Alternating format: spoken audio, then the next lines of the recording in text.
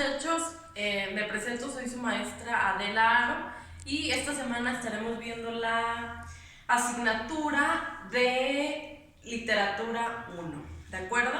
¿Qué vamos a ver en esta asignatura? Espero que puedan ver un poco el pizarrón. Vamos a ver el género narrativo, vamos a ver todo lo que tenga que ver con, o la mayoría de objetivos que tengan que ver con este género, los subgéneros menores, los subgéneros mayores, las características, y vamos a ver como un panorama más amplio de las características específicas del género narrativo. En esta ocasión no vamos a abordar más géneros, solamente nos vamos a especificar en el género narrativo. ¿De acuerdo? Bien, vamos a iniciar por ver cuáles son las características generales del género narrativo. El género narrativo tiene la primera característica, que consiste en que su escritura va a ser en prosa. Un escrito que sea o que pertenezca a este género narrativo no lo vamos a ver con algún tipo de estrofa, no vamos a ver ningún verso, ninguna rima, ¿sí? Acuérdense que la prosa es la manera natural de escribir y es una de las características de lo narrativo, de la narración. ¿Cuál es otra característica del género narrativo? Que es importante que exista un narrador, que va a ser esa persona que va a estar narrando los textos. Y existen diferentes tipos de narradores. Está la primera persona, ¿sí? Que es cuando nosotros estamos leyendo un texto y lo narran desde una manera muy personal. Y ahí tendríamos a la primera persona.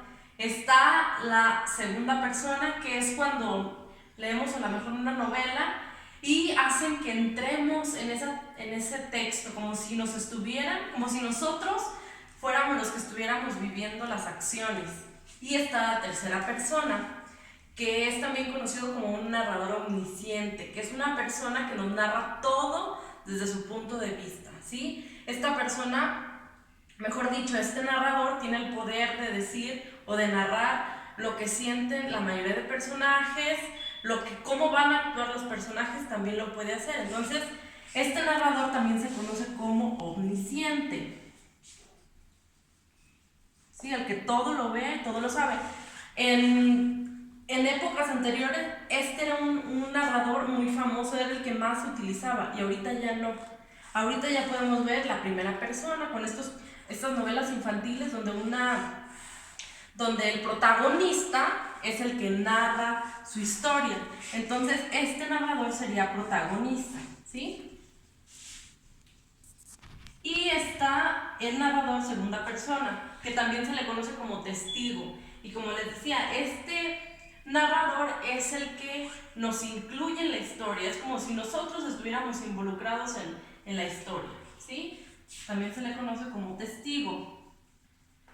Hay unas diferencias pues muy grandes. Por ejemplo, el omnisciente sabe la mayoría de cosas que pasan, sabe cómo van a actuar determinadas personas. Bueno, no determinadas, todos los personajes. Y el testigo no, el testigo solamente te puede decir cómo piensan o cómo van a actuar ciertas personas, pero no todos. Y el protagonista, que es la primera persona, solamente nos va a narrar desde su perspectiva, desde lo personal. Él no nos va a decir cómo piensa el otro, cómo va a actuar el otro, ¿sí? Cuando digo el otro me refiero a un personaje, a diferencia del omnisciente, que él sí te va a decir cómo van a actuar, pues la mayoría de personajes. Es como un dios, como si fuera un dios que todo lo ve y todo lo sabe en un libro. Pero como les decía, ahorita en la actualidad lo que más encontramos es el narrador protagonista o el narrador testigo. Les voy a dejar de tarea una novela, bueno, que lean a lo mejor las primeras páginas si les gusta, que la terminen de leer, está muy padre. Se llama Aura, ¿sí? De Carlos Fuentes. Está padrísima esa novela, está muy cortita, pero van a tener que leerla. Y me gustaría que me dijeran a cuál de estos narradores pertenece, si es protagonista, testigo u omnisciente, ¿sale? Otra de las características del género narrativo es que tienen un orden de los hechos. Cuando ustedes leen un cuento, una novela, quizá una leyenda, un mito, se van a dar cuenta que hay diferentes estructuras al momento de escribir. Podemos hablar de la manera natural, que sería de manera cronológica. Iniciamos con un inicio, un planteamiento, un desarrollo, un desenlace, a lo mejor un clímax, un desenlace, ¿no? De manera lineal, de manera cronológica, o sea, organizado, ordenado, pero también nos podemos encontrar otro orden de los hechos, que es, por ejemplo, cuando leemos una novela, pero no es nada tradicional. Resulta que empezamos por el final. Del final nos empiezan a contar cómo fue que el protagonista llegó a estar muerto, por ejemplo. Entonces a lo mejor es interesante ver cómo te va trayendo, porque quieres saber cómo llegaron a esas consecuencias. Entonces va de atrás hacia adelante, ¿no? Y o puede ser que te agarra desde el desarrollo, empiezas tú a leer el desarrollo y luego vas a leer el final y luego te regresa al principio. Y aquí tenemos una novela que se llama Rayuela, de Julio Cortázar. Si agarran esa novela, ustedes si la agarran desde el principio, así la pueden leer, desde el principio a final, como normalmente leemos una novela. Si la agarran desde la última página hacia adelante, también así la pueden leer. Si ustedes la agarran, abren el libro y lo empiezan a leer, también así la pueden leer. Es una novela muy interesante que ustedes pueden leer de la manera que quieran. De hecho, trae como indicaciones para saber cómo se tiene que leer la novela, pero no tienen reglas, o sea, como ustedes quieran. O una atemporal, que quiere decir que a lo mejor no tiene tiempo, o sea, no saben ni si el personaje ya murió quizá, o está vivo, o si la están narrando en presente, en pasado, en futuro. Y ahí tenemos a Pedro Páramo, de Juan Rulfo, que muchos que la terminan de leer y pues no saben que el personaje está muerto. Entonces son novelas muy interesantes que ustedes pueden leer. Y otra característica del género narrativo es que normalmente los textos narrativos tienen varios personajes, son personajes que van madurando a lo largo de un texto. No es lo mismo hablar de un personaje en un cuento que en una novela, porque en un cuento el personaje no se desarrolla mucho, o sea, no tiene tantas cosas o tantas cualidades, o a lo mejor no lo llegas a conocer tan profundamente. Y en una novela, sí, en una novela el personaje va evolucionando, puede empezar como alguien malo, puede evolucionar a lo mejor a llegar a ser el bueno, o sufre muchos cambios un personaje en una novela por la misma extensión, pero en un cuento no, son pequeños personajes, son cortos y no se evolucionan tanto como una novela. Estas serían las características así generales del género narrativo, a grandes rasgos. Ahora, ¿cuáles son los subgéneros menores que pertenecen al género narrativo? Está la fábula, la leyenda y el mito. ¿Cuáles son las características de la fábula? Que la fábula está representada la mayoría por animales y que siempre le va a dejar una moraleja o una enseñanza, como le quieran llamar. Este texto es corto, no es un cuento, tampoco es una leyenda, es una fábula que vamos a encontrar, vamos a encontrar representada. Los personajes no van a ser personas, van a ser animales, y siempre nos va a dejar una enseñanza, una moraleja, y pues normalmente está escrita de manera cronológica, ¿sí? Por ejemplo, la fábula de la tortuga y el zorro, que por querer ganarle el zorro, o la liebre, creo que la liebre y la tortuga, por querer ganarle la liebre y la tortuga, le pongo unas carreritas al final, se queda dormido y le gana la tortuga. Entonces ahí nos está dejando una enseñanza.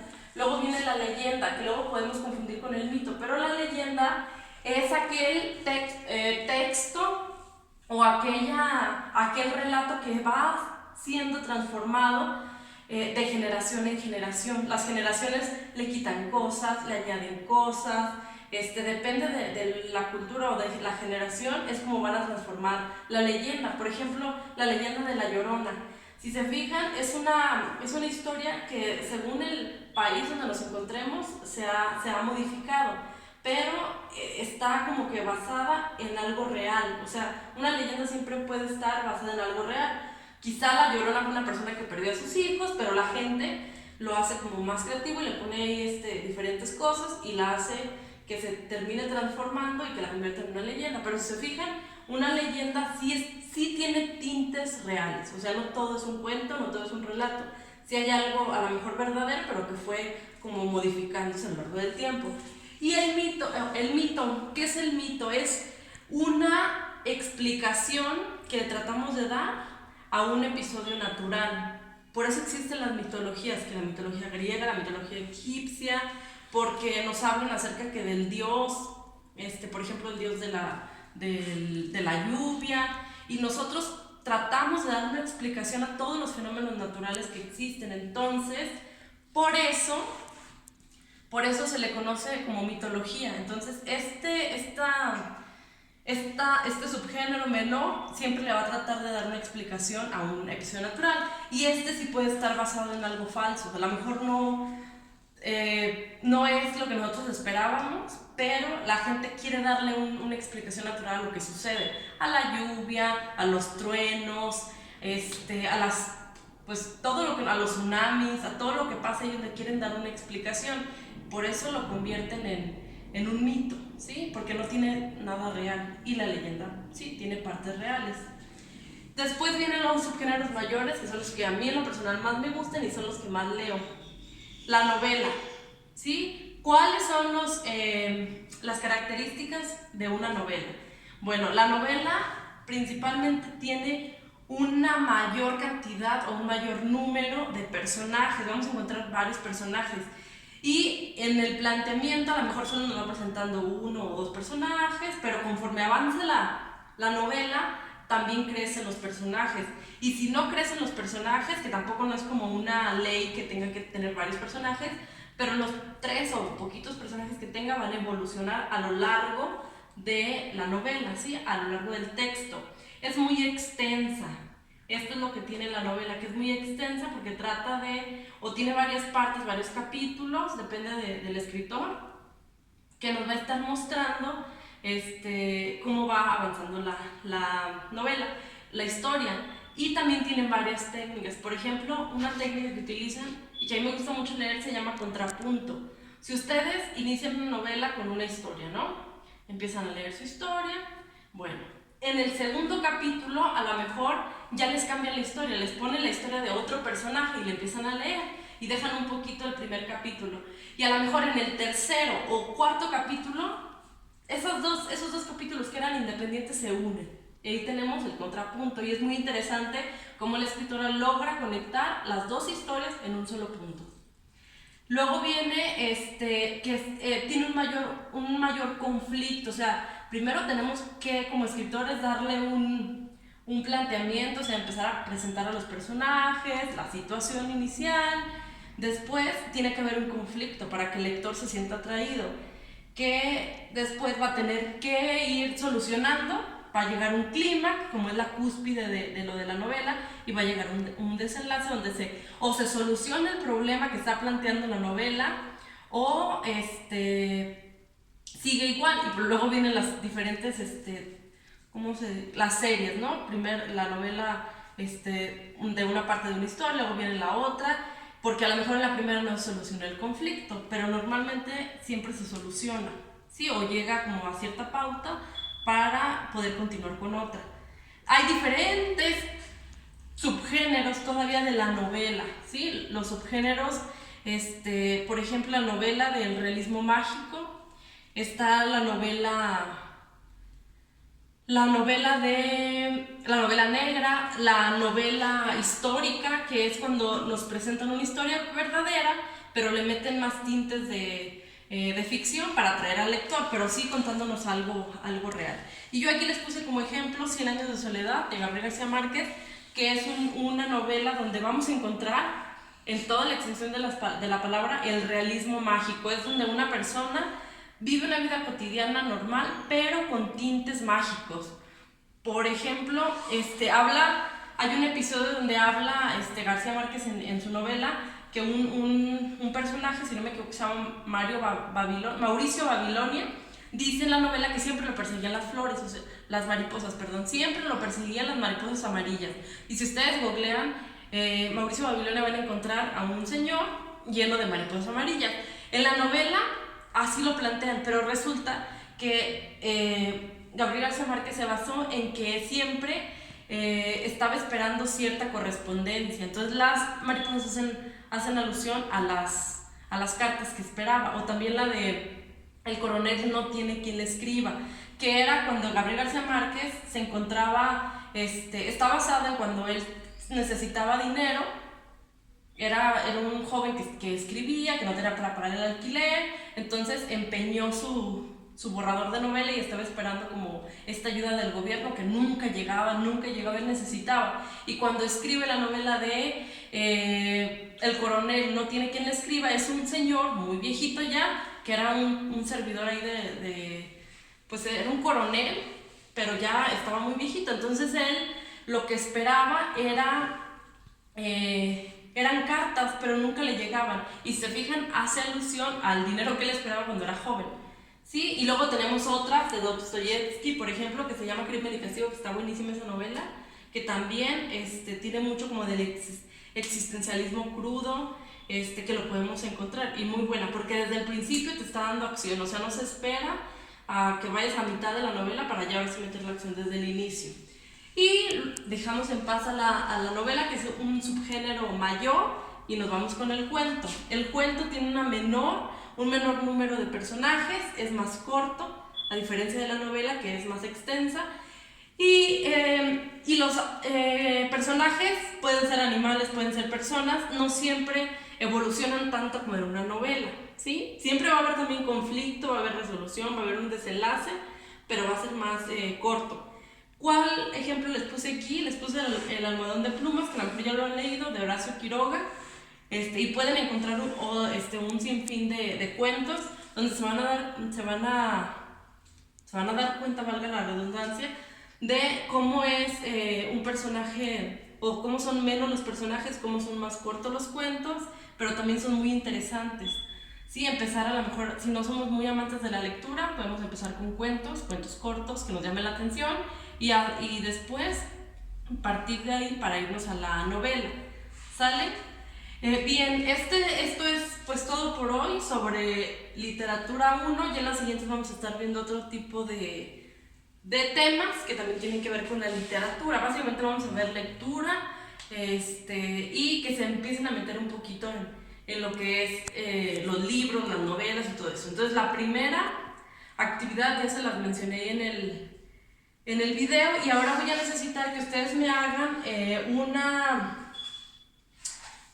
un escrito o un cuadro, como quieran llamarlo, donde ustedes me pongan cuáles son, que a lo mejor aquí lo van a tener en el cuadro, pero que me pongan, que busquen una novela, un fragmento de una novela, me lo pongan en su cuaderno, un fragmento de un cuento, y que me identifiquen ahí estas dos cosas que yo les estoy poniendo aquí, o sea, que me identifiquen los personajes que tiene, si es extensa o no, el conflicto que está presentando tanto el cuento como la novela. Pueden utilizar estos ejemplos o pueden utilizar otros.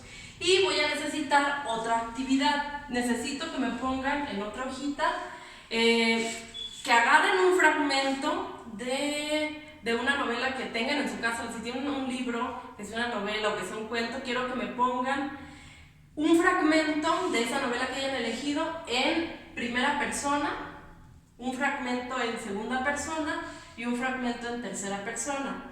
Obviamente su novela tiene que tener estos escritos. Si no los tiene, van a tener que buscar en otras, o van a tener que buscar en internet alguna novela. O sea, tampoco quiero que entren a internet y me busquen escrito en primera persona. No, se trata de que ustedes logren identificarlo desde un libro. Ya les dije, primera persona es lo que habla un protagonista desde su perspectiva, pero solamente puede hablar de esa persona que está escribiendo, no puede hablar de otros personajes. Testigo habla desde lo que ve, desde lo que alcanza a ver, pero nada más, ¿sí? Y el omnisciente es como un dios en la escritura, sabe todo, conoce todo y por eso puede hablar de todo. Hasta aquí sería esta clase, chicos, espero que me hayan entendido. Espero también sus comentarios ahí en las actividades, así es como estoy trabajando con ustedes, entonces nos vemos pronto.